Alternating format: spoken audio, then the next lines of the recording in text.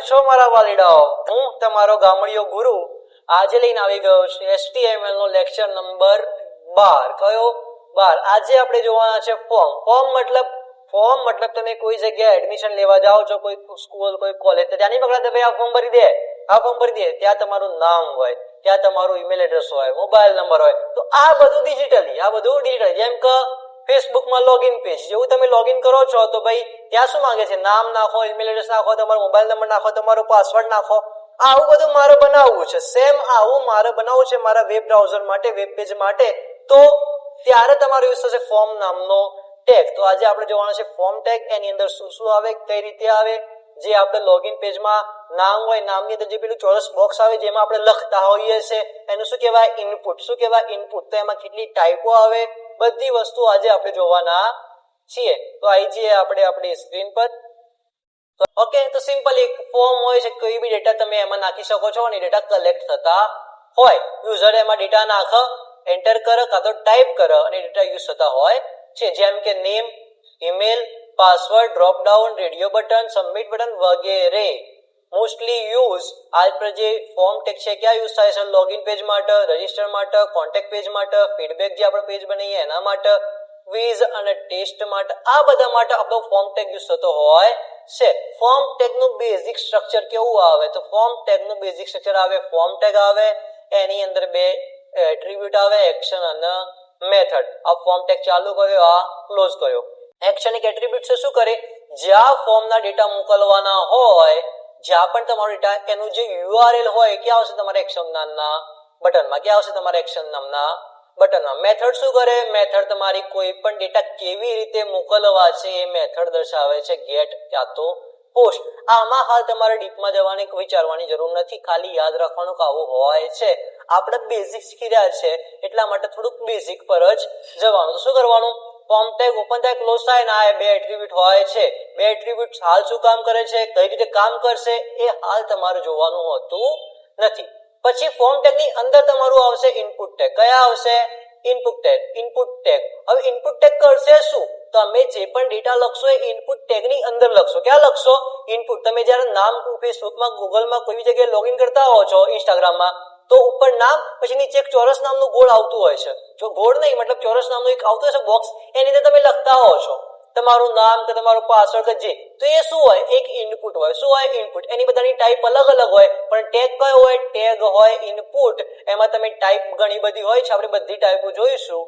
એના પહેલા આપણે સમજીએ કે ઇનપુટ હોય શું. તો ઇનપુટ શું હોય? તમે જે પણ ડેટા નાખો છો એ વેલ્યુ લેવા માટે ઇનપુટ હોય છે.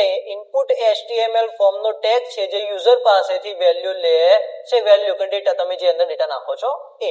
એમાં ટાઈપ પ્રમાણે અલગ અલગ ફિલ્ડ બનાવી શકાય છે. એ આપણે જોઈશું. બેઝિક સિન્ટેક્સ હાલ જોવાની જરૂર નથી, આ બધું આપણે જોઈશું આગળ. હાલ ઉતાવળ કરવાની નહીં. પહેલું છે ઇનપુટ ટાઈપ્સ. કઈ? ટેક્સ્ટ. કઈ? ટેક્સ્ટ. આપણે જ્યારે બી ઇનપુટ બનાવીએ ને, જ્યારે બી ઇનપુટ બનાવીએ તો પહેલી ટાઈપ ટેક્સ્ટ જ બનીને આવી જાય બાય ડિફોલ્ટ. પહેલી ટાઈપ કઈ હોય? ટેક્સ્ટ. ટેક્સ્ટ આના માટે હોય? કોઈ બી જાતના શબ્દોની કોઈ બી નાનું નામ તમારે ધારે કે સિટી, એડ્રેસ, યુઝરનેમ, આ બધું લખવું હોય તો તમે કઈ ટાઈપ યુઝ કરશો? ટેક્સ્ટ. કઈ? ટેક્સ્ટ. નોર્મલ ટેક્સ્ટ ઇનપુટ માટે, નેમ, સિટી, એડ્રેસ, યુઝરનેમ, આવું બધું તમારે કઈ ડેટા નાખવા છે તો એના માટે કઈ ટાઈપ રાખશો? Type text. તો પહેલા આપણે જોઈએ આપણા કોડમાં. આવી ગયા આપણે આપણા કોડમાં. બંને ચાલુ છે રેકોર્ડિંગ.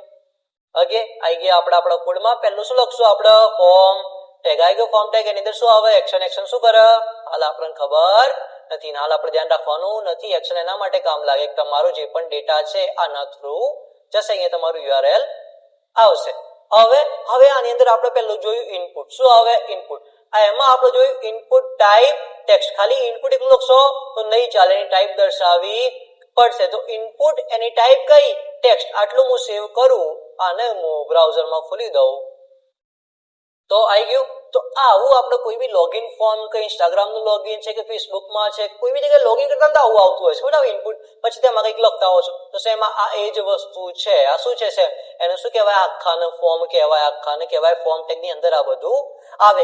કેમ કે તમારે ડેટા સબમિટ કરવાના હોય. શું કરવાનું? ડેટા તમારે મોકલવાના હોય એટલા માટે. બાકી કઈ એવું પેલું નથી રોકેટ સાયન્સ. ઓકે, તો ડેટા તમારે મોકલવાના હોય એટલા માટે તમે આવું એક ઇનપુટ લખતા હોવ છો. આમાં ઇનપુટમાં ટાઈપ અલગ અલગ હોય. આ જે ટેક્સ્ટ ટાઈપ છે એમાં તમે ગમે તે લખી શકો, 1 2 નંબર આ ગમે તે લખી શકો છો. પછી ટાઈપોમાં કેટલો ફરક છે તો આપણે જોઈએ. પહેલી ટાઈપ કઈ હતી? Input type text. એમાં શું આવે? તેમાં ગમે તેવો નોર્મલ ટેક્સ્ટ, જે તમારું નામ હોય, સિટી નામ હોય, એડ્રેસ, આ બધા માટે તમે ઇનપુટ ટાઈપ ટેક્સ્ટ યુઝ કરી શકો છો. ઓકે, યુઝરનેમ માટે. બીજું છે ઈમેલ. ઈમેલ નો મતલબ થાય ઈમેલ આઈડી નાખવા માટે જ. કેમ કે ત્યાં @ નહીં લખો તો તમને શું આવશે? એરર આપશે. શું આપશે?